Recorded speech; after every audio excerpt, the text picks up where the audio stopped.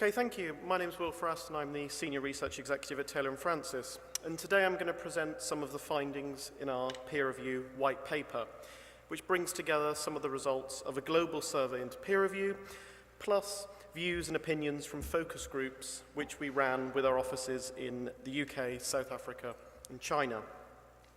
This research is about gaining a picture of what authors, reviewers, and editors think about peer review today, rather than gathering ideas about how it could be completely redesigned afresh.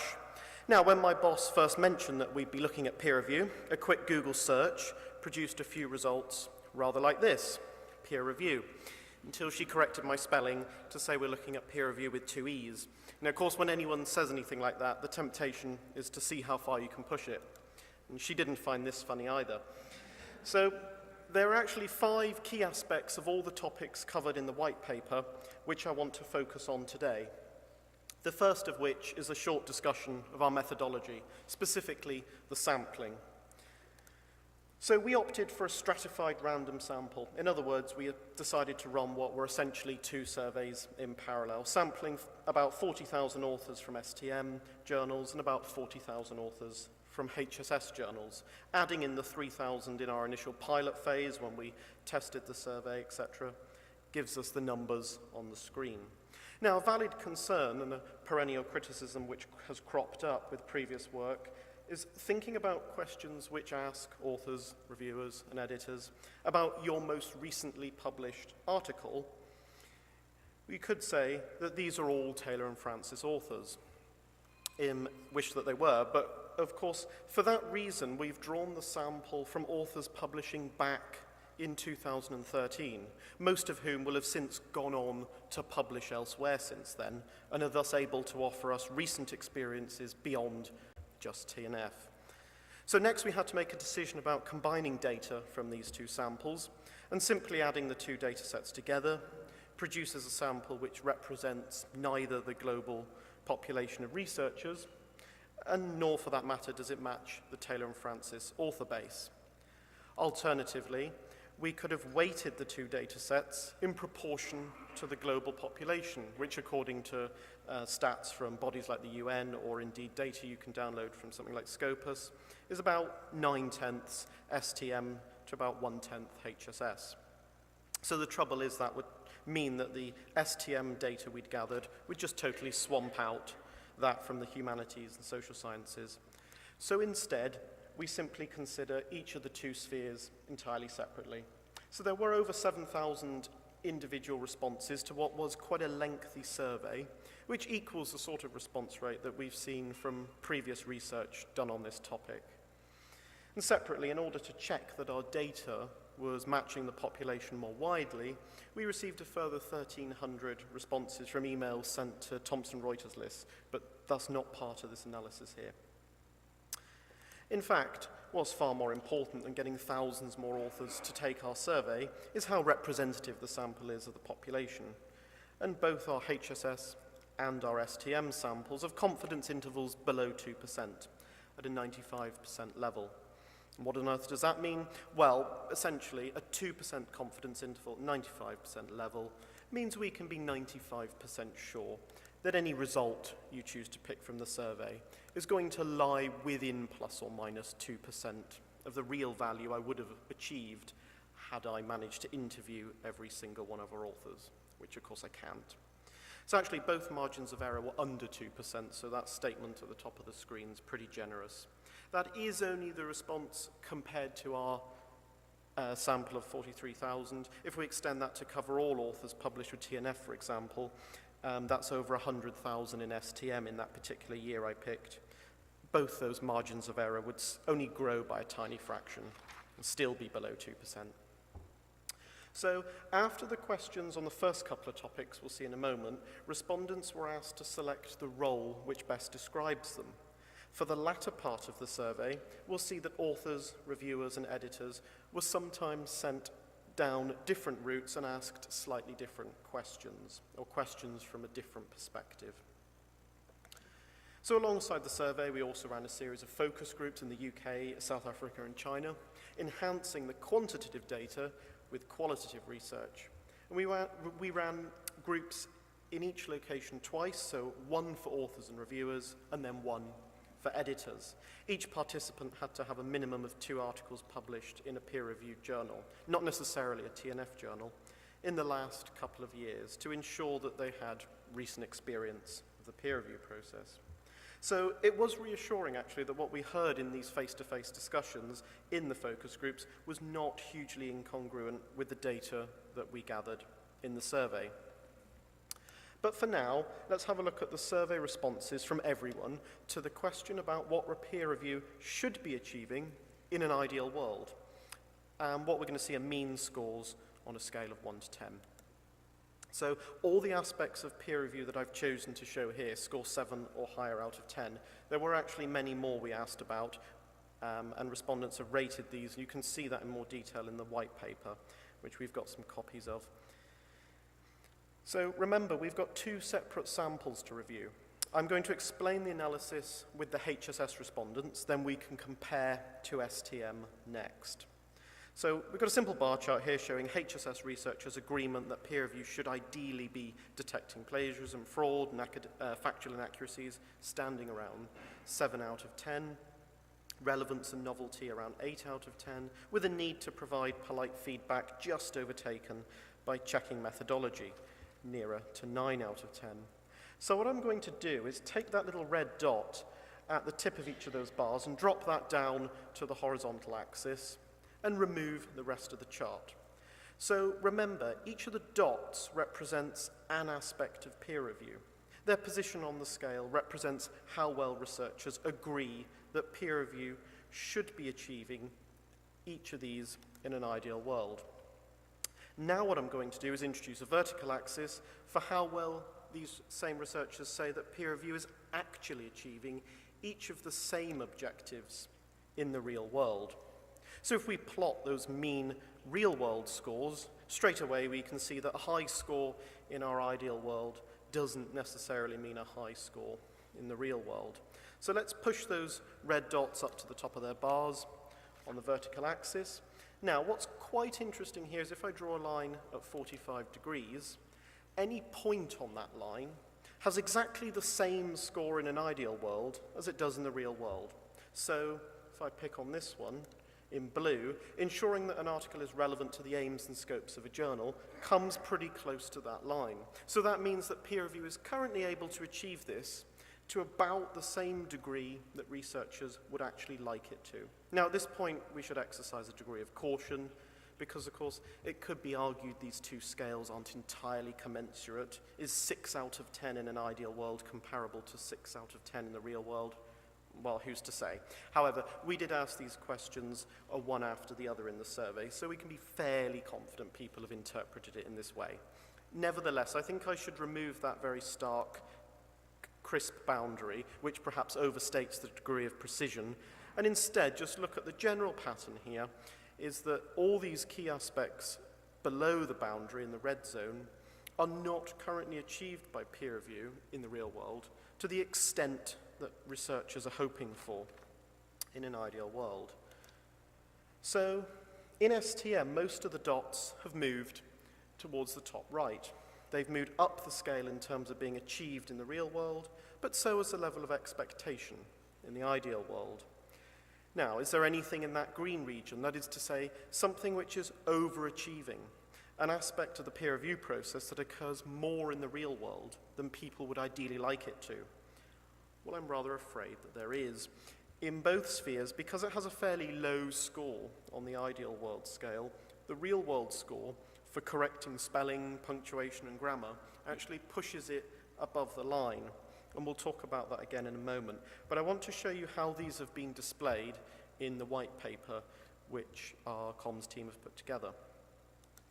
So for each aspect, such as detecting plagiarism, we can compare the ideal world score, represented by this yellow slice, to the real world score, represented in blue. So this highlights the difference between the 2 scores, or the reality gap, if you will, as we've been calling it. And amongst STM researchers, the ideal expectation is higher, but so is the reality. So actually, the gap is pretty similar. It's just moved further round my wheel. So now we come to the aspect given the highest ideal world rating, improving the quality of the published paper. Reassuringly, this has a much smaller reality gap than the others. That blue slice isn't quite as far behind here as it was on the previous slide. Now, providing polite feedback had the biggest gap of any aspect of peer review amongst our HSS respondents, whereas STM researchers did manage to close the gap somewhat. That blue slice isn't quite so far behind on the bottom wheel. And finally, I can return to the issue of correcting spelling, punctuation, and grammar.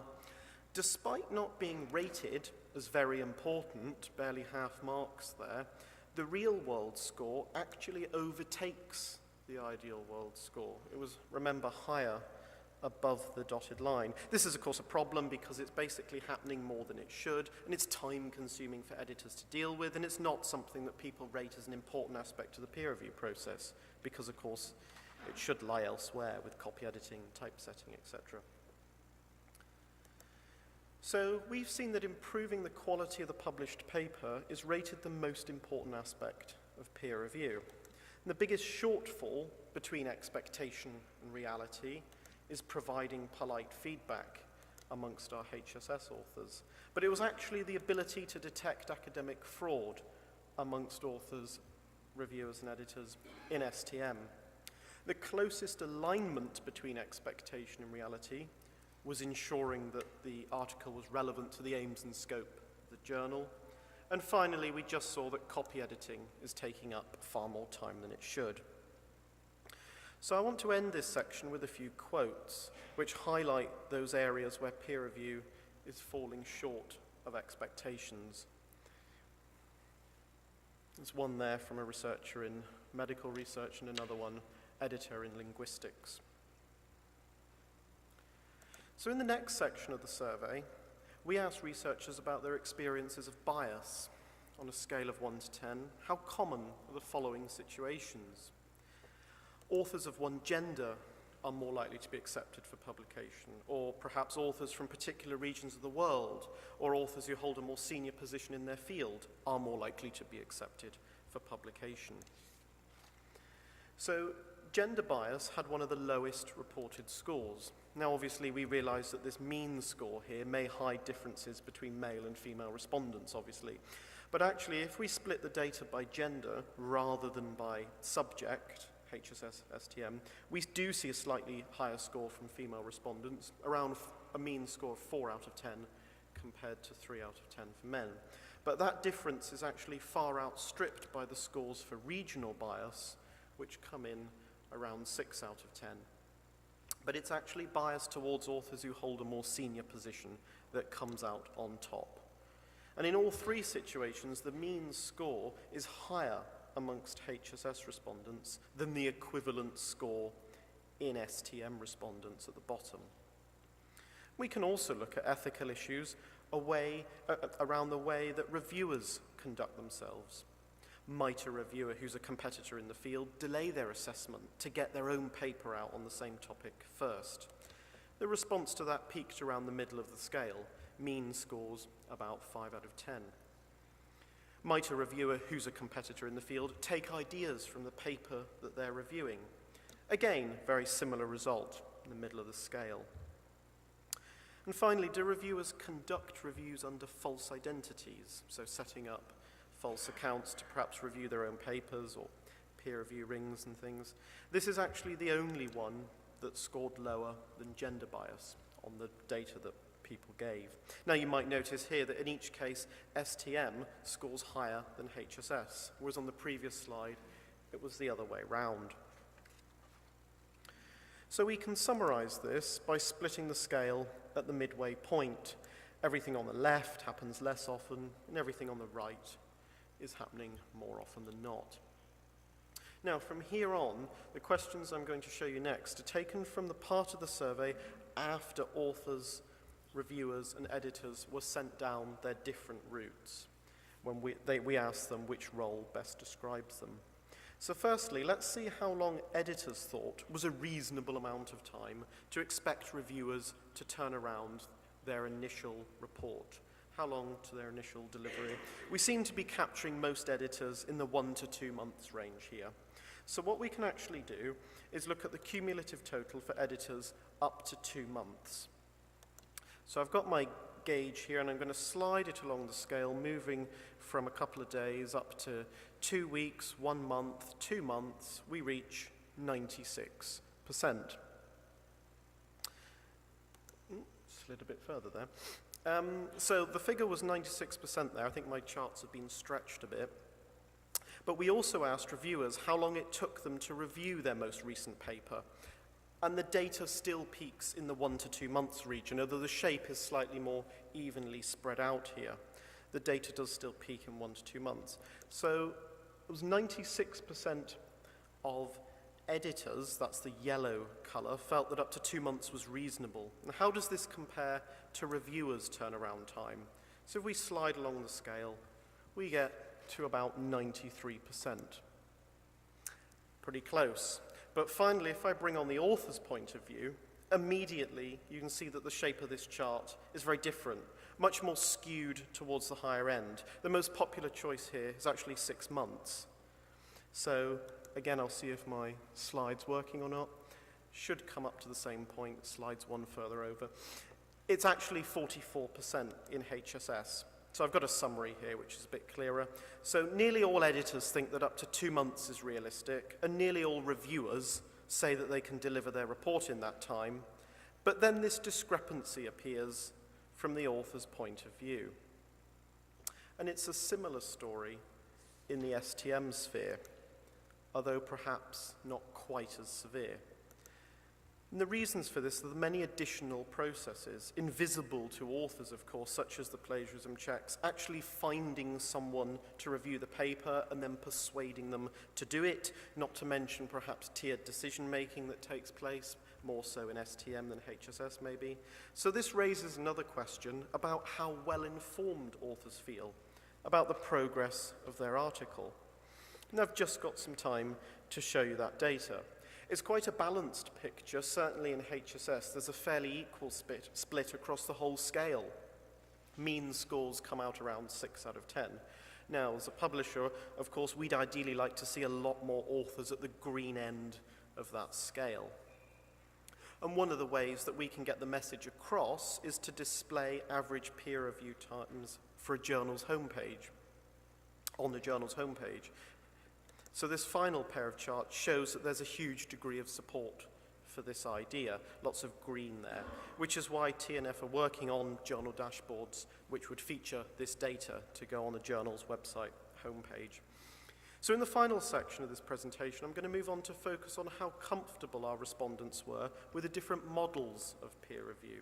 We've only picked 5 very broad models of peer review, because other surveys and research has shown that much beyond single-blind, double-blind, and open, awareness, understanding, and crucially, experience is quite low. So realistically, the scores that people give don't tend to be that meaningful. So we asked authors, reviewers, and editors, represented in red, orange, and yellow, how comfortable they were with 5 different models. And once again, we're going to need to look at HSS and STM separately. So let's start with double-blind. Now, each of the different types of peer review were defined next to the question in the survey. So for the purposes of our survey, we understand double-blind to be defined according to the text on the screen. So across the board, mean scores for authors, reviewers, and editors in both the subjects here, both spheres, were between 8 and 9 out of 10, the highest score for any of the different models of peer review.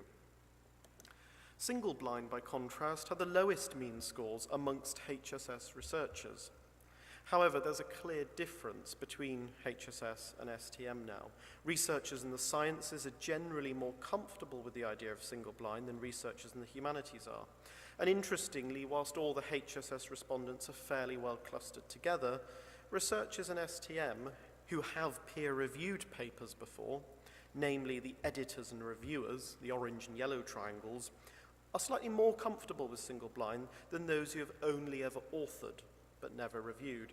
And of course, some of the comments in the survey and discussions in the focus groups help to explain this trend. With so many niche fields in STM, it's highly likely that a reviewer can recognize the writing style and research topic of another researcher, thus turning double-blind into a de facto single-blind anyway. So that sort of discussion helps explain our results here. Those who've experience of reviewing tend to be actually a bit more comfortable with the reality of single-blind. So moving on to open peer review, we see a clustering of responses here, between 5 and 6. Seems to be very neutral scores with no strong feeling. Open and publish also attracts very neutral scores in the middle of the scale. In both spheres, the reviewers and editors who'd have to write and publish the reviews have exactly the same mean score. I've combined the orange and yellow triangles.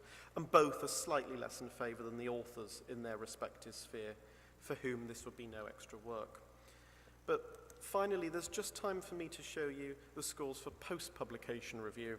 If we look at the responses from editors, who'd now have to make decisions without peer review and then moderate comments online post-publication, well, we see this is the model that STM editors are actually least comfortable with.